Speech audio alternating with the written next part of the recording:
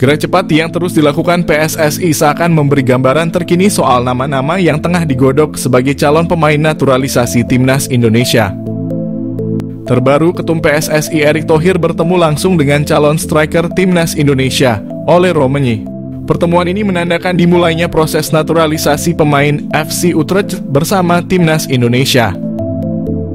Memang gembar-gembor kabar naturalisasi Ole Roemeny bukanlah barang baru. Pemain keturunan Medan ini telah dikaitkan dengan Timnas Indonesia sejak awal menempuh karier di FC Utrecht. Namun kala itu Ole Roemeny masih ingin fokus kepada karier klub. Walhasil setelah penantian panjang keputusannya, Ole Roemeny tampak bulat untuk memperkuat negara leluhur. Ole Roemeny sendiri telah tampak ke Indonesia sejak pertandingan kandang Timnas Indonesia melawan Jepang di SUGBK. Diperkirakan Ole Roemeny akan hadir di laga Timnas Indonesia pada ronde 3 kualifikasi Piala Dunia 2026. Ole Roemeny sendiri datang dengan segudang pengalamannya dari kompetisi Eredivisie. Selain itu, kepastian Ole Roemeny juga menggenapkan nama calon naturalisasi sebelumnya. Sebelum Erick Thohir bertemu dengan Ole Roemeny, Erick Thohir juga telah bertemu dengan dua calon naturalisasi, Dion Marks serta Tim Guypens. Dion Marks dan Tim Guypens nantinya akan diperuntukkan memperkuat Timnas U20 Indonesia sebelum kembali melanjutkan perjalanan bersama tim senior. Adapun selain ketiga nama yang telah berjabat tangan dengan Ketum PSSI, ada satu nama yang telah mengantri untuk tahap selanjutnya. Ialah striker Volendam U21 Mauro Zijlstra. Mauro Zijlstra merupakan pemain yang terang-terangan mengungkapkan proses naturalisasi bersama Timnas Indonesia. Striker 19 tahun ini diketahui telah mengirimkan berkas naturalisasi yang sedang didalami oleh PSSI. Bahkan melalui pernyataan terakhir, proses naturalisasi dari Mauro Zijlstra sudah masuk dalam antrean PSSI. Kabar tersebut diketahui melalui perkataan Mauro Zijlstra yang disampaikan oleh Yusa Nugraha dalam konten channel YouTube-nya.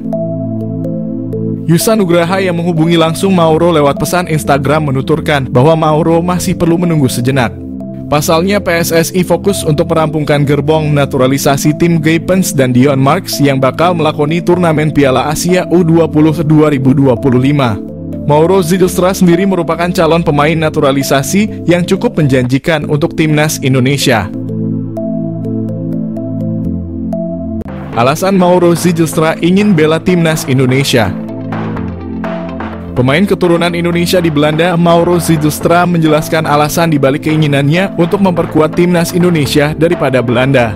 Ia merasa terhormat dengan energi positif yang diterimanya dari para supporter melalui media sosial meskipun ia belum resmi menjadi warga negara Indonesia. Mauro Zijlstra memiliki garis keturunan dari neneknya yang pernah tinggal di Bandung dan ayahnya juga memiliki darah campuran Indonesia dan Belanda.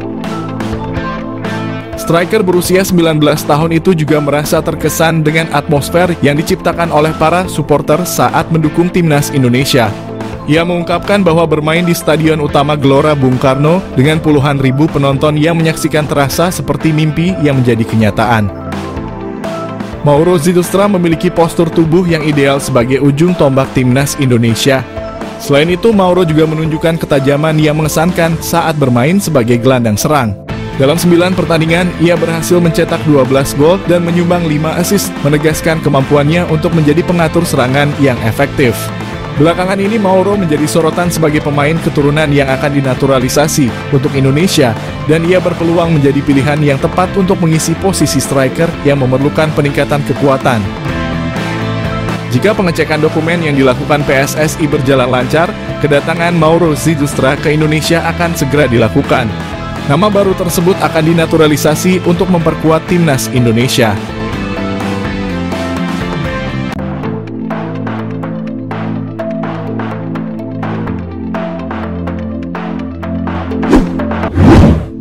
Republik Timnas Indonesia dikejutkan dengan keseriusan Ole Roemeny untuk membela Timnas Indonesia.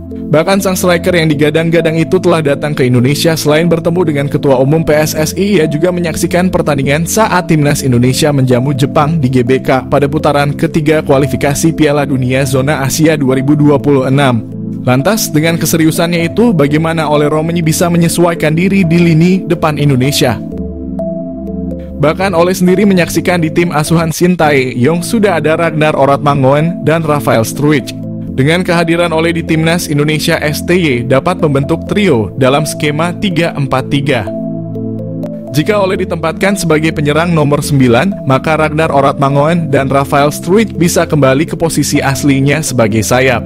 Soal siapa yang akan menempati sayap kanan dan kiri, itu bisa dipikir nanti. Karena ketiganya merupakan pemain versatile dan memiliki daya jelajah yang tinggi, mereka bisa switch play dari kiri ke kanan, kanan ke tengah, dan begitu pun sebaliknya. Mungkin nantinya Ole tak selalu jadi sasaran umpan di kotak penalti. Meski demikian, Ole diperkirakan akan tetap menanggung tuntutan mencetak gol yang lebih besar karena statusnya sebagai seorang striker tengah. Tugas kita sebagai fans adalah mengendalikan ekspektasi masing-masing.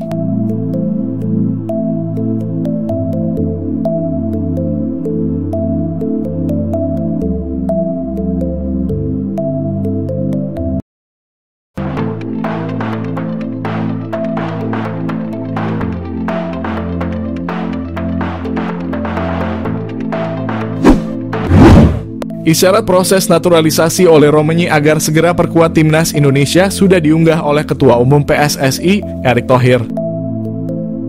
Erick Thohir mengisyaratkan oleh Romani sedang menjalani perpindahan kewarganegaraan untuk membela timnas Indonesia dalam lanjutan putaran ketiga kualifikasi Piala Dunia 2026 zona Asia. Hal itu diketahui setelah Erick Thohir dan Ole Romani sama-sama menunjuk ketika berpose di akun media sosial sang ketum PSSI. Diprediksi Ole Romani belum segera menjalani debut timnasnya bersama skuad Garuda tahun ini. Paling cepat debut penyerang FC Utrecht bersama timnas Indonesia terrealisasi pada Maret 2025, tepatnya saat timnas Indonesia melakoni laga tandang kontra Australia. Tentu saja dengan kehadiran Ole Romani akan menambah daya dobrak lini serang skuad asuhan Shin Tae-yong. Kini yang menjadi sorotan ialah ada harga yang harus dibayar dengan naturalisasi Ole Romani, yakni kemungkinan ada striker yang lebih banyak diabaikan oleh Shin Tae-yong di sisa round 3 kualifikasi Piala Dunia 2026. Striker yang sangat mungkin minim mendapatkan panggilan di sisa 5 pertandingan putaran ketiga. Striker PSS Sleman, Hoki Caraka menjadi salah satu bomber muda bertalenta yang dimiliki timnas Indonesia. Hoki selalu dilirik oleh STY sepanjang round 3. Meski demikian, Hoki Caraka belum dimainkan sama sekali. Serupa dengan Hoki Caraka, striker Persib Bandung Dimas Derajat juga sangat mungkin terkena dampak kehadiran naturalisasi Ole Romani. Pasalnya dari 5 laga di putaran 3 kualifikasi Piala Dunia 2026, mantan striker Persikabo ini sekalipun belum memperoleh menit bermain. Catatan lebih baik justru dihasilkan penyerang Persebaya Surabaya, Malik Rizaldi.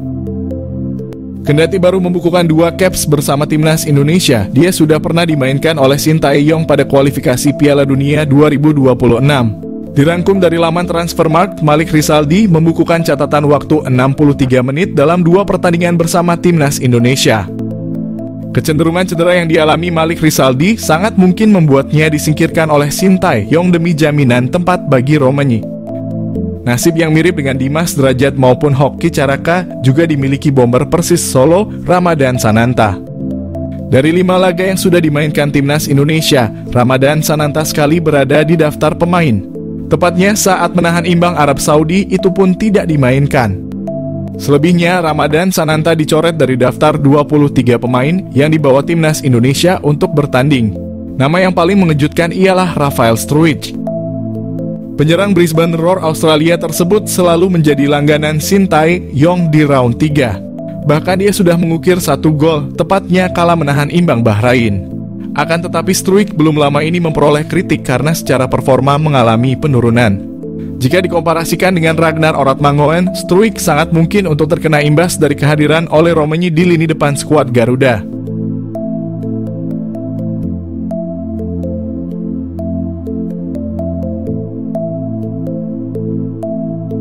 Miliano Jonathans target naturalisasi timnas Indonesia. Suntikan tenaga tengah atau sayap, timnas Indonesia telah bertekad lolos ke putaran keempat kualifikasi Piala 2026. Untuk memuluskan misi itu, timnas Indonesia dikabarkan akan menambah kekuatan baru. Salah satu yang merupakan pemain santer yang telah diberitakan akan segera di WNI-kan demi timnas Indonesia adalah Miliano Jonathans, yang merupakan penyerang Vitesse Arnhem yang bermain pada kasta kedua Belanda. Gelandangan Miliano Jonathans yang berusia 20 tahun ini yang mempunyai darah keturunan Depok, Jawa Barat, telah mengakui sudah menjalinkan komunikasi baik dengan PSSI terkait rencana naturalisasinya. Apabila semuanya akan berjalan sesuai rencana, maka PSSI ini akan segera memproses naturalisasi Miliano Jonathans sama seperti saat mereka melakukan terhadap Eleanor Reinders dan Max Hilgers. Dengan kehadiran Miliano Jonathans ini tentunya akan berdampak kepada daya gedor timnas Indonesia. Pemain yang mempunyai tinggi badan 178 itu tak hanya mampu sebagai gelandangan bertahan, akan tetapi ia juga mampu menjadi gelandang serangan, namun juga diplot sebagai penyerang sayap. Miliano Jonathans juga pernah hadir dalam 10 pertandingan pada ajang Eerste Divisie dengan torehan 6 gol dan 2 assist. Pastinya torehan tersebut akan membuat Shin Tae-yong sangat berharap bahwa Miliano bisa secepatnya bergabung dengan Jay Elzes dan kawan-kawan. PSSI diharapkan untuk tidak berlama-lama karena bisa saja Miliano akan berubah pikiran karena dia juga mempunyai kans memperkuat timnas Belanda U21. Dengan skema 4-3-3 yang telah diterapkan oleh Shin Tae-yong, Miliano sangat memungkinkan dalam mengisi sebuah posisi lini tengah bersama Tom Haye ataupun dengan Nathan Chuaon. Dan dia juga bisa dijadikan sebagai penyerang sayap kiri ataupun sayap kanan dalam upaya melancarkan aliran bola kepada dua tombak timnas Indonesia, Ragnar Orotmangoen dan Rafael Struijk.